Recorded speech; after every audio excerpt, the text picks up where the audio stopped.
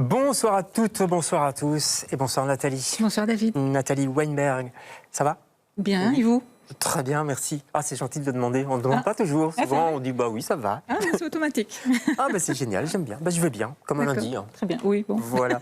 On va parler de votre livre qui est sorti il y a quelques mois quand même. Début voilà, avril. Couverture derrière vous, Presse de la Cité. C'est un titre frappant, évidemment, pour une histoire frappante aussi. C'est un récit, hein, c'est pas un roman, je m'empresse de le dire. Ma sœur Barbara tuée 2 fois. On va en parler. Avant ça, 3 petites questions. C'est une tradition dans cette émission. Vous répondez un peu du tac au tac. C'est questionnaire de Proust. Hein. Ok. Ça va? Vous êtes prête? Je suis prête. Si vous étiez Nathalie, un sentiment, vous seriez quoi? Alors là, David, sans hésitation, la joie. La joie, parce que pour moi, c'est un sentiment voilà, magique qui peut s'inviter à n'importe quel moment, même dans le pire des désarrois. Tout à coup, il se passe une petite chose ou une grande chose et tout à coup, ça vous caresse le cœur. Voilà, c'est un sentiment magique. Vous en parlez un peu dans votre livre d'ailleurs, Okay. de ces moments où il faut sortir et être joyeux avec ses amis. Si vous étiez, attention, un mot de la langue française, n'importe lequel.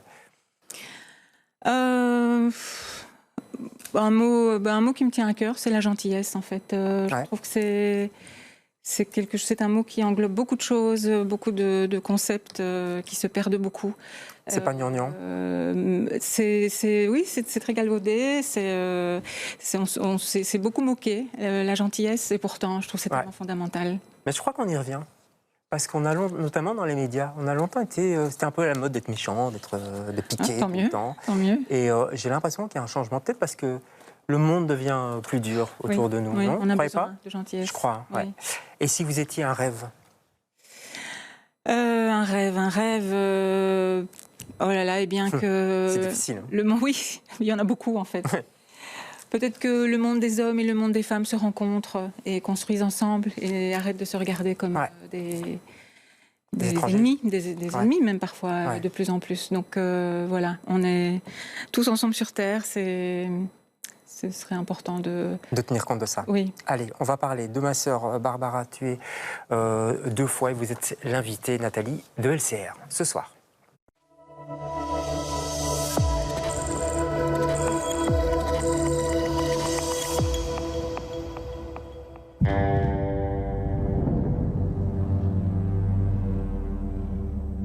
Vous faisiez quoi dans la nuit du 12 octobre? Est-ce que Clara avait des ennuis? Elle tombait facilement amoureuse. Je voulais toujours que je sorte le grand jeu, elle faisait la princesse. Elle aimait bien mon côté animal. On baisait fort. Tu sais de quoi elle est morte, Clara? Elle a été brûlée vive. Moi, je trouve quand même que ça sent la punition. La jalousie, c'est un levier énorme. On fait un boulot bizarre quand même. On interroge les gens, on fouille dans leurs affaires, on écoute leurs conversations et on écrit des rapports. Des rapports et des rapports. C'est ça. On combat le mal en rédigeant des rapports. Clara avait 21 ans. C'est pas parce que les médias s'y sont pas intéressés qu'il faut pas s'en occuper. Quand on trouve pas dans les premières semaines, ça devient très difficile. En tout cas, c'est toujours les femmes qu'on fait brûler. À commencer par Jeanne d'Arc et puis toutes les sorcières. Vous trouvez pas ça bizarre, vous, que ce soit majoritairement les hommes qui commettent les crimes et majoritairement les hommes qui sont censés les résoudre? Je sais pas. C'est quoi cette obsession à vouloir cramer les filles? Pourquoi vous êtes tous à fantasmer là-dessus? Vous voulez savoir pourquoi elle s'est fait tuer? Moi je sais, je vais vous dire. À la PJ, on raconte que chaque enquêteur tombe un jour ou l'autre sur un crime qui le hante. J'en peux plus de tous ces connards. Ça me rend haineux. Elle se met à vous tourner dans la tête jusqu'à l'obsession. Arrête, ça vous bouffe de l'intérieur. Maintenant! Arrête-toi! Ça vous dévore.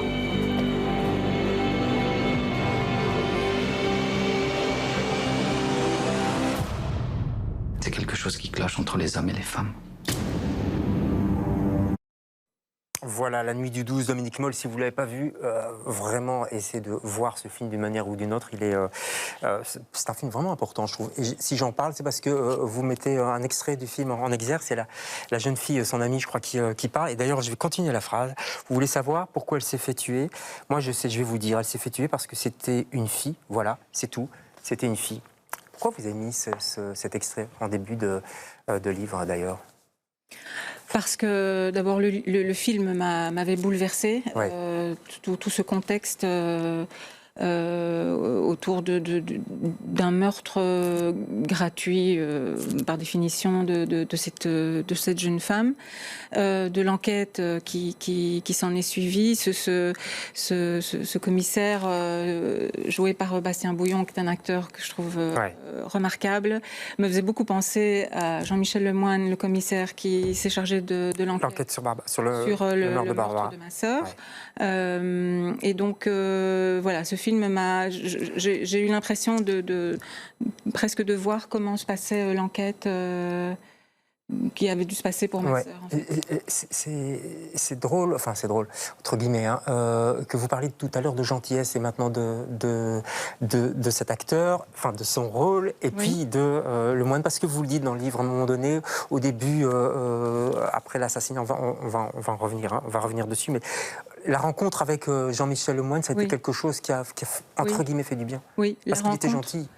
Humain, en fait. La rencontre, et puis tout au long de l'enquête, l'accueil a toujours été très prévenant et ça aide énormément parce que si en plus on était malmené par la police judiciaire, c'est insupportable, évidemment. Mais lui et son équipe, en fait, c'est... Voilà, cet accueil tellement bienveillant, en fait, pour les victimes. Bon, il faut le dire aussi quand il y a des points positifs. Oui. Alors, je l'ai lu ce week-end. On le referme, ce livre, la gorge nouée, vraiment. J'ai rarement la gorge nouée à ce point-là. Il faut dire que c'est un récit, c'est une histoire vraie, donc ça crée quelque chose de plus fort encore. C'est un récit glaçant autour du meurtre de votre sœur Barbara, votre petite sœur. C'est très technique, très factuel au début. Les chapitres sont... À chaque chapitre correspond quelque chose. C'est très documenté aussi. Et je me demandais comment on fait pour garder la tête froide, pour écrire ça. Justement, on l'écrit comme ça. On fait un pas en arrière et j'ai imaginé comment ça s'était passé. J'ai imaginé, donc le livre s'ouvre sur ce grutier qui a découvert le corps. Ça, c'est un petit peu d'imagination quand même. Juste qui prend le café le matin, peut-être qu'il prend du thé, qu'il a du café, ça j'en sais rien. Mais en tout cas, le fait qu'il soit arrivé tôt le matin, etc. Alors, ce livre est aussi une collaboration avec le commissaire Lemoine, qui m'a beaucoup raconté. Il a une mémoire impeccable. Donc, il m'a raconté les auditions, il a entendu le grutier lui a dit tout ça, en fait. Et donc, moi, j'ai raconté ce qu'on m'a dit. Donc, je suis restée de manière indirecte. Oui, pour que les gens comprennent, parce que donc, le grutier monte sur sa grue et il a l'habitude de regarder un peu, voilà, et puis il voit par le vasistas votre sœur, le corps de votre sœur qui est étendu. C'est lui qui prévient la police. On est en mai 2001. À l'époque, on ne parle pas encore de féminicide. On dit crime passionnel, c'est ça ? Oui, crime passionnel. Ouais. Quelle ironie quand même. Ah oui, et voilà, féminicide est très récent. Votre sœur a 25 ans à l'époque, donc elle est retrouvée assassinée dans son appartement. Et les enquêteurs retrouvent un couteau dans l'évier qui porte tous les indices qui désignent son ex-conjoint, en fait, c'est ça ? Oui, c'est ça. C'est ça. Donc, ça, il a fallu... Oui, ça prend du temps. Les analyses ADN, c'était le début aussi de l'ADN, donc ça prenait du temps. Ça, ce sont les faits, Nathalie, décrits effectivement de façon très, très précise. Et puis, hop, on fait un saut 2 ans plus tard. Et là, c'est une autre histoire qui débute, si je puis dire. On se retrouve devant, au jugement en cour d'assises avec un jury populaire. Et on comprend le titre à ce moment-là. En une semaine, l'ex-conjoint est acquitté. Qu'est-ce qui s'est passé, en fait ? Alors, il s'est passé que... Donc, c'est un procès qui s'est déroulé du lundi au vendredi. Il s'est passé que... Voilà, je suppose que ça s'est déroulé comme un procès standard en cour d'assises. Que le jeudi, la veille de la fin du procès, on a compris qu'il se passait quelque chose d'étrange au sein des jurés parce qu'ils posaient des questions... j'ai envie de juger peu pertinente au regard de tout ce qui avait été dit par des experts, des témoins, etc. Parce que les preuves étaient là, accablantes en fait. Oui, on va dire ça. Et donc, voilà, les jurés posaient des questions. On s'est dit, mais ils n'ont pas compris. Ensuite, il y a eu le vendredi, qui était le jour des plaidoiries des avocats et du retrait des jurés pour décider du verdict. Oui, parce que c'est comme ça que ça se passe. C'est comme ça que ça se passait, comme ça en tout cas. On va en parler de la réforme, oui. Que, en fait, ces 12 jurés étaient seuls pendant tout le procès, donc ils sont seuls à se retirer, à discuter ensemble. Tu penses quoi, toi, coupable, pas coupable? Ils étaient seuls à décider de l'issue et à décider du verdict, et seuls à l'exprimer par un seul mot, oui ou non. C'est ça. Et donc le vendredi, notre avocat nous avait dit, écoutez, en 1 heure c'est plié.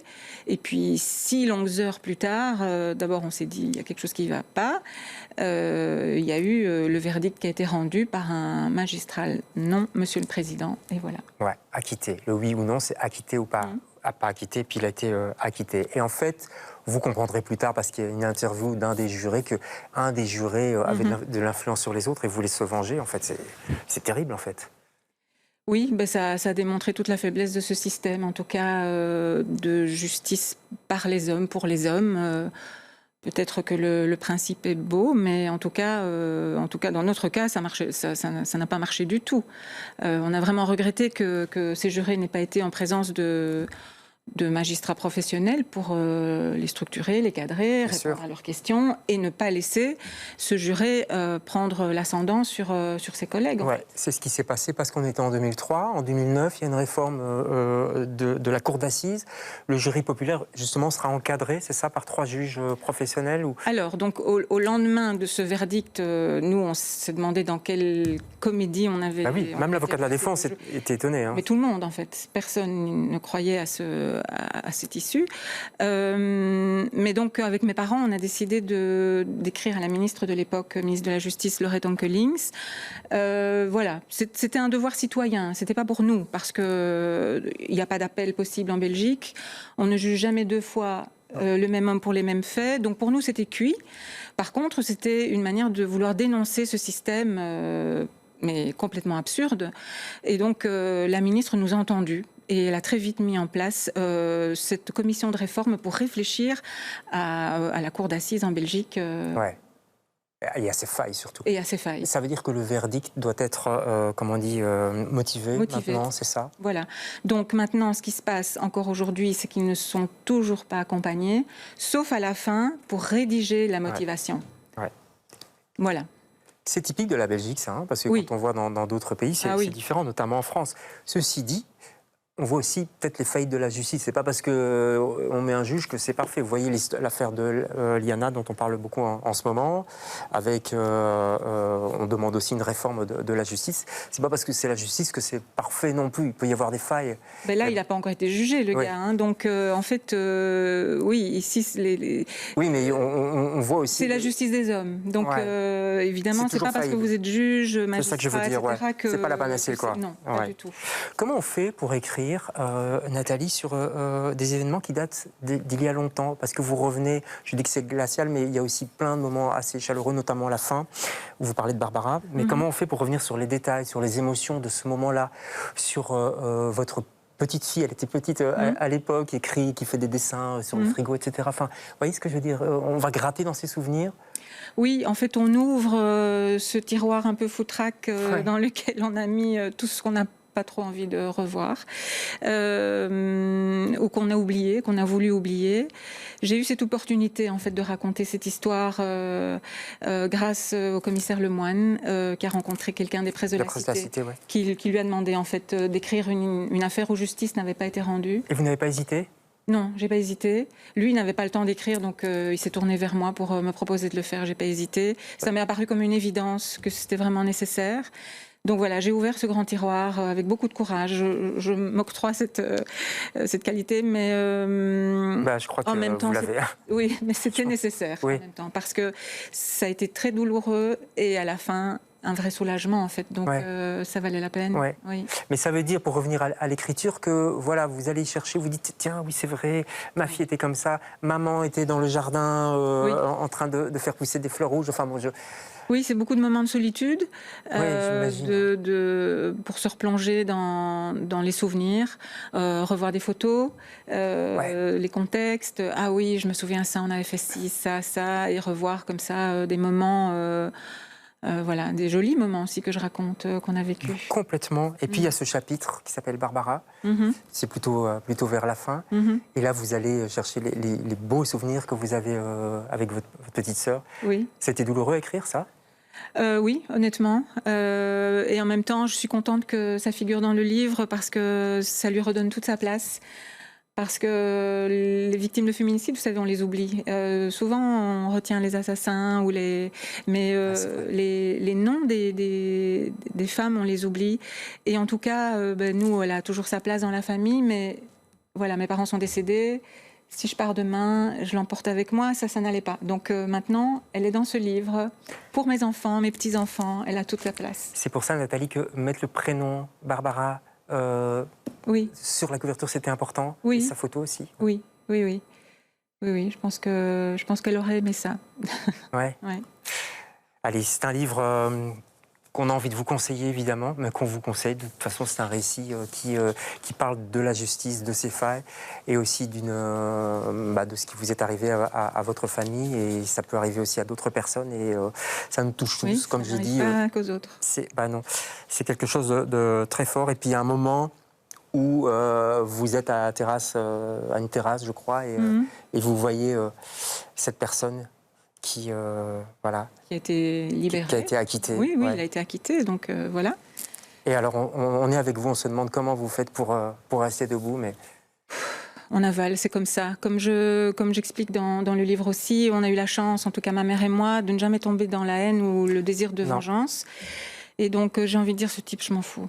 Donc voilà, il était là, tant mieux pour lui. Ça ne ramène pas ma sœur, en tout cas, de penser à lui... Donc, ça la ramène peut-être un petit peu. Absolument. Son souvenir, en tout cas, qui reste. Oui. On va faire une transition un peu difficile, c'est le coup de cœur. Vous m'avez dit, moi, c'est un spectacle que j'ai vu à Paris, à Vincennes exactement, la Cartoucherie, c'est ça? Donc c'est le spectacle d'Ariane Mouchkine, Les Dragons. Oui. Donc, elle fait... Donc, ici, les Dragons. Ici, les Dragons. Elle voulait faire une trilogie. En fait, elle va faire en 4 volets, mais on peut voir n'importe lequel. Chaque pièce est intéressante. D'abord, le Théâtre du Soleil, la Cartoucherie, c'est un endroit qu'il faut voir. Rien que l'endroit, les gens. Je pense. On est avec les comédiens. Et Ariane Mouchkine est une personne extraordinaire. Voilà, ça parle de comment on en est arrivé à ce que la Russie envahisse l'Ukraine. C'est toute l'histoire de l'Europe. Ça vaut vraiment la peine, c'est hyper intéressant et en même temps c'est très accessible. Voilà. D'accord, et je crois que c'est jusqu'en octobre, c'est ça? Enfin, ça se joue... oui, et puis elle va enchaîner parce qu'on est au 2e là pour le moment. On essaiera d'aller voir, c'est à Vincennes. Merci beaucoup. En tout cas, je conseille ma sœur Barbara, tu es 2 fois Sopresse de la Cité. Merci beaucoup Nathalie d'être passée chez nous pour en parler. Nous on se retrouve demain avec d'autres invités. Bonsoir.